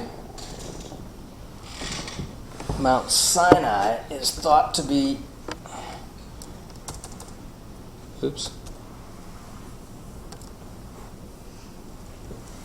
down here on this little peak, okay? This is called the Sinai Peninsula. This is the Red Sea, and it divides into two kind of branches. Right up here is where they finally dug the Suez Canal that connects it to the Mediterranean Sea, so shipping can get down into the Indian Ocean without going all the way around the Cape of South Africa. originally they thought that when the Israelites crossed the Red Sea, Egypt, the pyramids and everything is right here at the base of the Nile. This is the Nile River, this is the Nile Delta. Cairo is right in the center there, and the pyramids are just upstream a little bit. But this is where they think the Israelites were slaves, and when the Exodus happened, they came down here and they crossed this little, what was called the Sea of Reeds, this little branch of the Red Sea. Well, then they believed that they entered Mount Sinai, which is down near the tip of this, and then wandered up here into, they spent 40 years out in the desert here, and eventually crossed over into Israel across the Jordan River, which is this line right down here. I should blow this up somewhere. But these guys found over here in Saudi Arabia, somewhere in this neighborhood, I believe, an enormous amount of evidence, including ancient Hebrew writing. They found stones that were set up. They found altars that were made. They found this mountain that the top had been burned by some process that nobody could figure out, but all of the rocks were black, just on the surface, like it had been hit with some kind of a fire, even melted into glass, the sand in the area. And they snuck into this area. It had been fenced off by the Muslims in Saudi Arabia. And you can find the whole thing on satellite pictures on Google Maps and all this stuff. But they wrote a book about it. They snuck over the fence at night and got in there and took pictures of all this stuff. And when the Saudis found out, they had an absolute fit, and they posted guards around it and strengthened. They built this giant 10-foot concertina wire on the top, fence around it and everything, and they're protecting the site. And there's nothing there. They just don't want people finding this mountain. Apparently they believe that it is what was claimed. But and these guys did a number of videos and wrote a big book. I think it's called The Gold of Exodus. They've even gone scuba diving in a different area of the Red Sea where they think the crossing actually occurred, and found ancient Egyptian chariot wheels in the mud in the bottom of the Red Sea. So it's really, really interesting. You email, text? You can. Oh yeah, sure. I can send you what the title of the book is, but a simple search on. I know, but there's a difference between having a sound, what you would consider sound evidence, as opposed to me just Googling it and Sure. having anybody just say, So that's the title of the book. This is the one that I have. So what my cover looks like. Here's some of the artifacts they found down in the Red Sea. Here's the area, Mount Sinai in Arabia. And then I'm sure their documentary can be found on, I think that's an anchor, one of Paul's anchors that was cut loose in the Mediterranean that they found from the book of Acts. But anyways, I'll see if I can't find a YouTube. there's a 2-hour, Did you find it on YouTube? I don't know if it's the same. There's Exodus Decoded, which I don't know who's putting that on, what's it doing.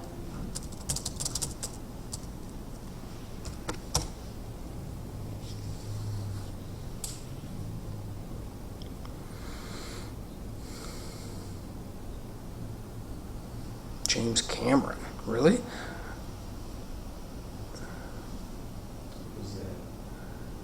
James Cameron? We've had this conversation before. James Cameron is a very famous director. Titanic, The Abyss, Terminator. James Cameron did, am I thinking of somebody else? You're thinking of Kirk. Titanic? I'm thinking of Kirk Cameron, but James Oh. Cameron did Titanic? He was the director of Titanic, Did yeah. he do Avatar as well? Yes. Okay. Yeah, I So didn't know he was so involved I don't with know how this. trustworthy that would. Yeah, I don't either. I'll have to look at that, but It doesn't look like there's this is not. anything. I don't know. Excuse me, 'cause I gotta go out and get my phone. star on the lake. Sure, certainly. There you go. This is probably search Sinai and Saudi Arabia. Forbidden pictures revealed Mount Sinai. That's not it, by the way. I don't know where that picture came from. That looks more like Petra. Real Mount Sinai found. There's barbed wire and stuff. Yeah, right. That's the barbed wire. This is the outpost where they've fenced off and posted guards now, so nobody can get in there. ArkDiscovery.com, would that be the same, like, kind of who did the Ark? That may be, what's his name?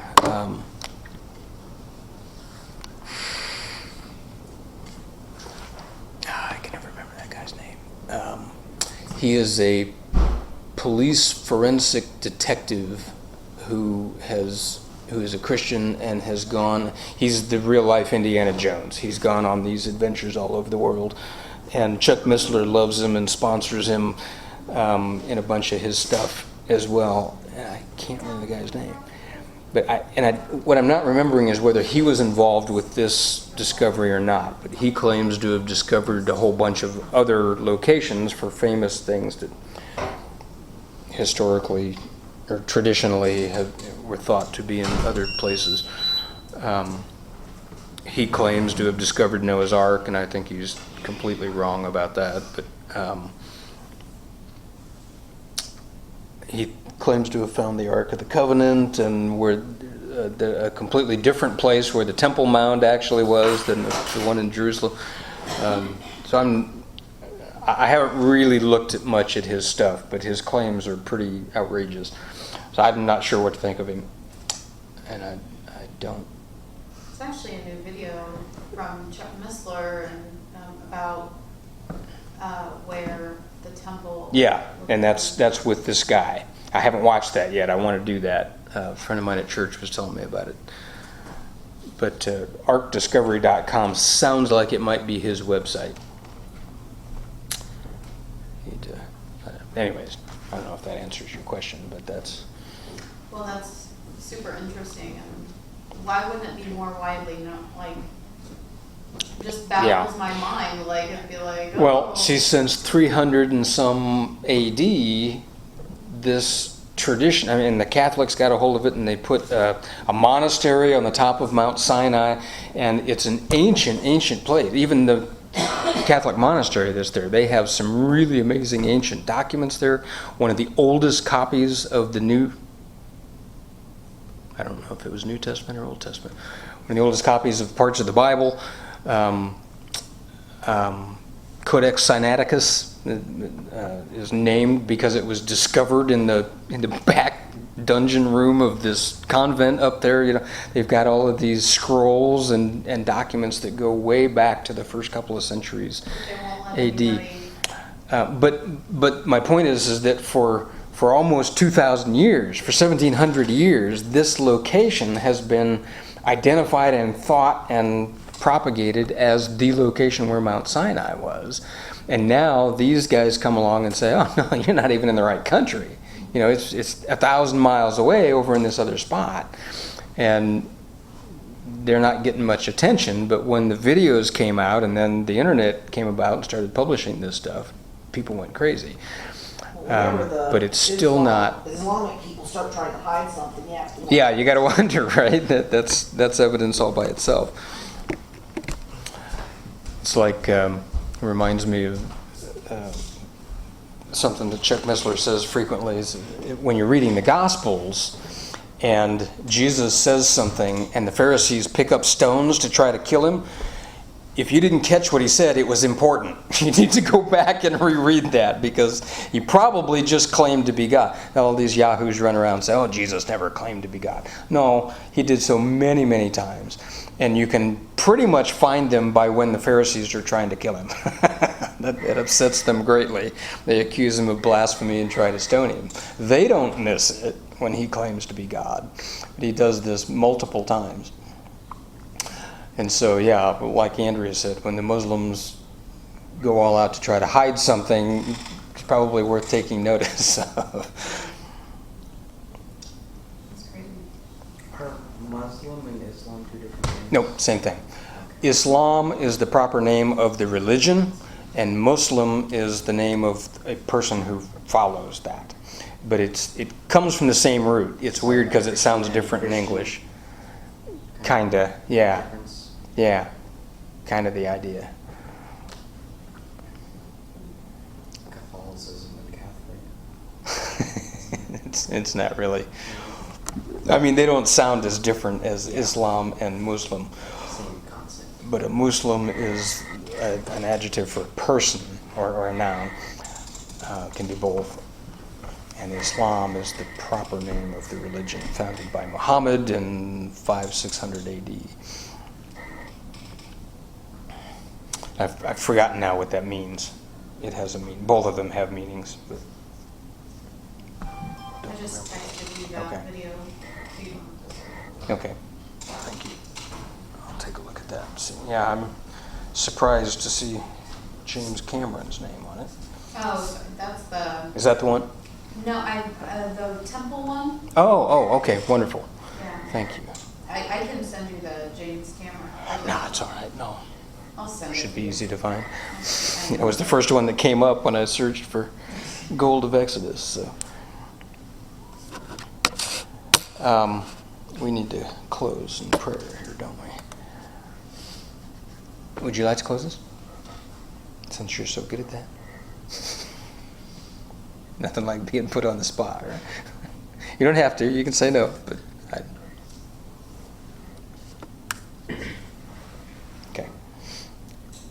Dear Lord, thank you for letting us all be here, learning more about your word, having it revealed to us through evidence and science as well as through the Bible, and seeing that it's really proved, not just some story that we learned when we were young, but it actually has real science behind it.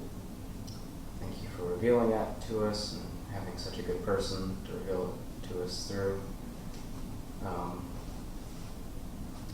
Pray that you would help us see it more, reveal it to us, make it clear, help our ever-growing walk in you, and guide our path. In Jesus' name, amen. Amen. Now I consider that to be a miracle of biblical proportions. When my teenage son calls his dad a good person, that's pretty good.